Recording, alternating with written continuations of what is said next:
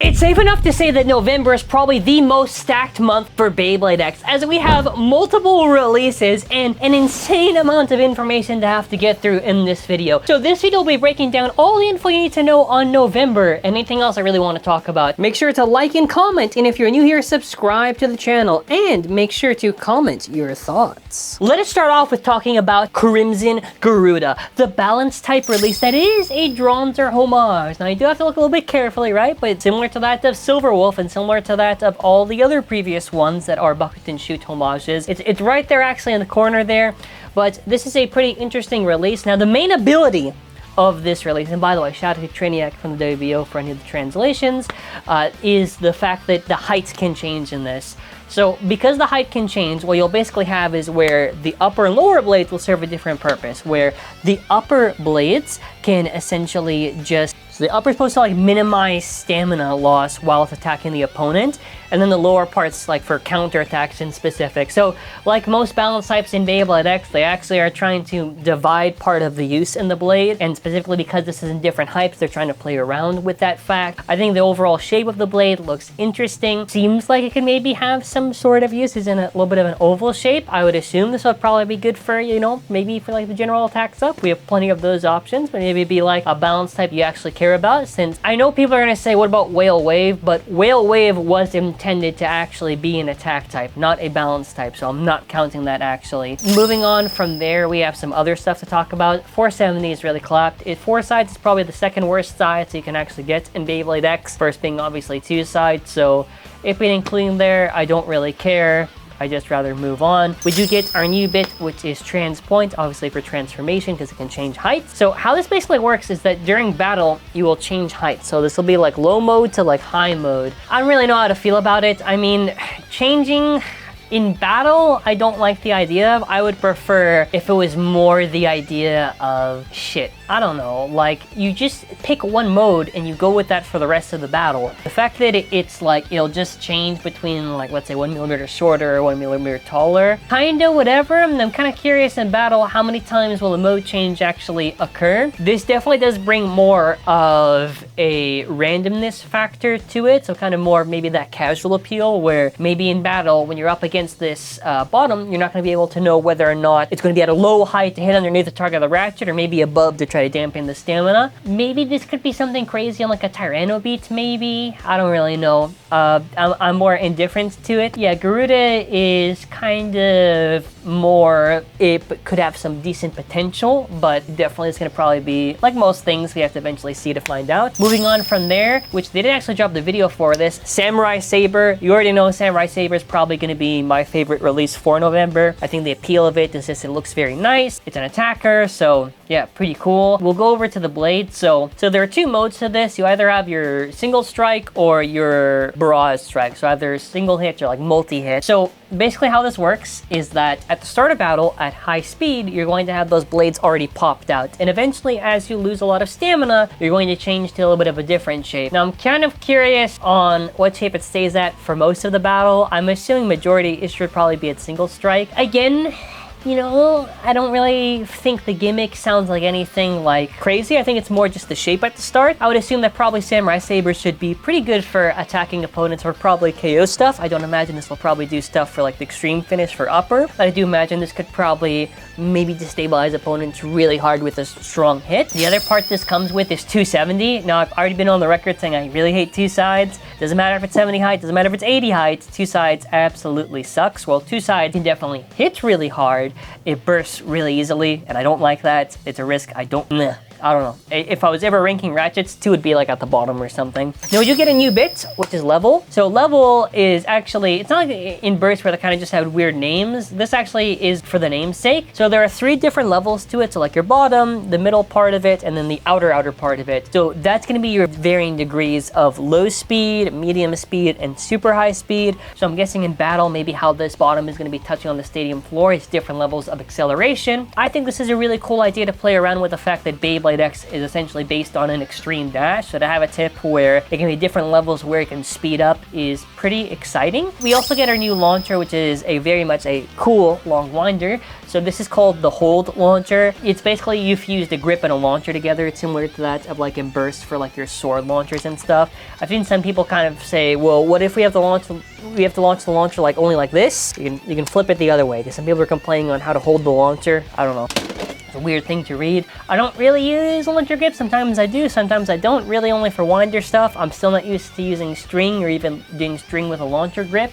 To have the rubber support, I think it's really, really cool. I mean, I hope eventually we get some alternative where you can just get the rubber by itself. But yeah, it has good things going for it. Plus, also the winder is a longer cord than the previous established ones. Now, the handle is also different. It looks closer to that of like a string launcher handle. Slightly more spin, so I guess it's gonna be like the preference, and you can obviously use this on a regular winder launcher. But Saber, I would say the bits actually, Saber, I feel like it has to do something good. I really want to, you know, I'm biased. I really just wanted to do something good, so I'll take whatever. Last one we're gonna move on to is the Knight's Mail customized set, or just the customized set U. So this comes with a insane amount of selection, probably the best I've seen in Beyblade in a super, super long time, for like part choice, for like everything in general, man.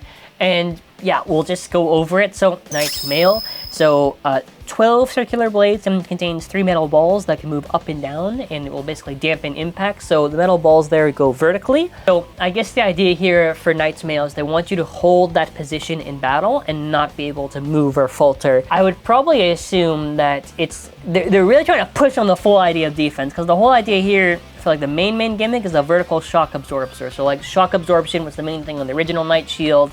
This, they're like trying to go to like the biggest extreme. First, let's touch on 385. This is our tallest ratchet as of the time of this recording now. So the interesting thing that they mention is that it doesn't matter what bit you have on it, won't really change what it's used with. So I'm assuming this just means that instead of it being like, so this is a simple, hard to shake design with an unchanging burst resistance no matter what bit is used with it. So I'm just trying to think. So obviously you have to twist to lock it, but then I'm just assuming, I guess, is it just going to be like bit bursts that are only going to really occur with? I don't know. If it's somehow super burst resistant, I'll be surprised. Stall height's a kind of a hard thing to convince. I definitely think you can go beyond the 60 height for stamina or defense. I just think it's a little bit hard for certain things to convince me. Like 80 was already tricky, but 85? I don't know. You get your new bit, which is BS. It's not bull. Bound Spike. So Bound Spike is the idea that it'll basically like bounce when it's to shock absorb, pushes into the ratchet.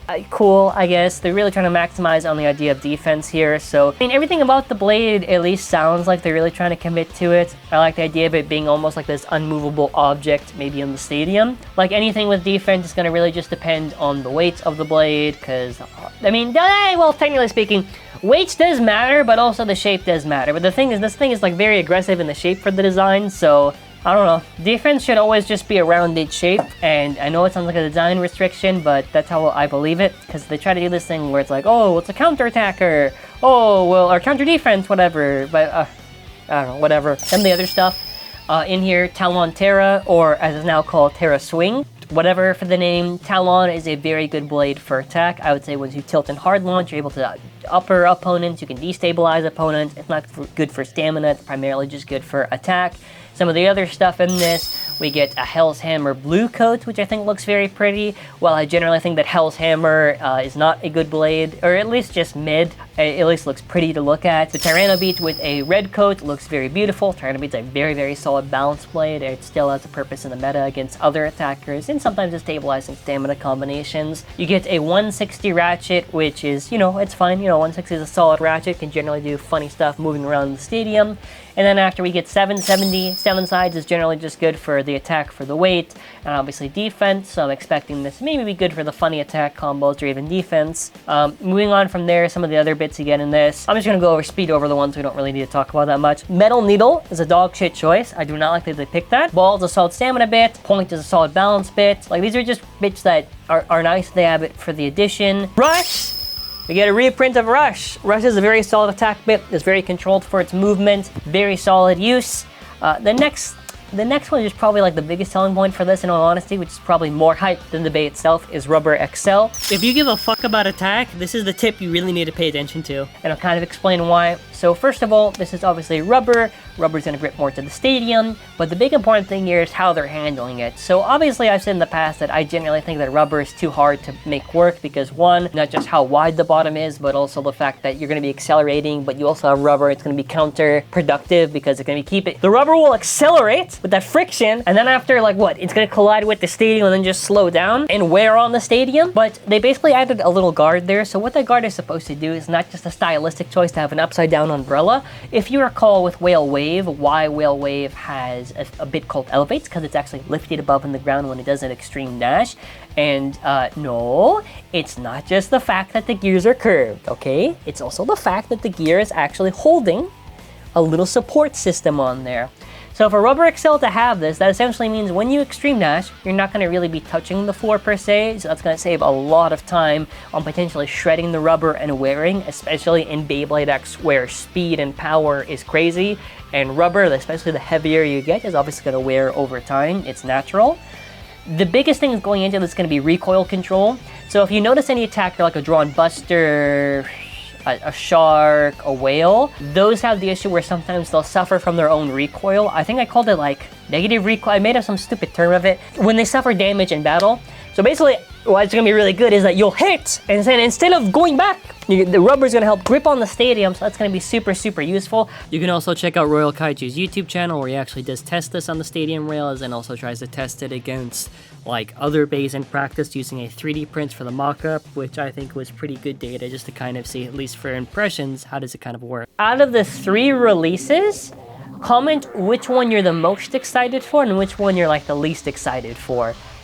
I'm mostly asking because, actually, first of all, if you're new here, that's a good segue actually. Subscribe to the channel and comment your thoughts. Yeah, but first check out mallofbays.com. We're going to be trying to restock as soon as possible. Huge thank you to all the support for anyone who did pre-orders. It's greatly appreciated.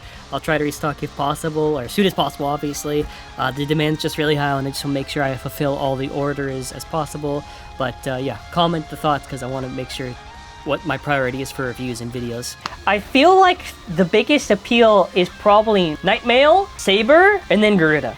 I feel like Garuda is like the least interesting out of the 3. Not necessarily that Garuda is bad. Garuda at least has something going for it, but moreover that it's like, the other ones are just more exciting to me. Like you have a blade, crazy blade, a launcher, Knight has very good parts for it, so I don't know. Anyways, thank you all for watching. That's gonna be it for me. Let me know your thoughts. Take care and bye.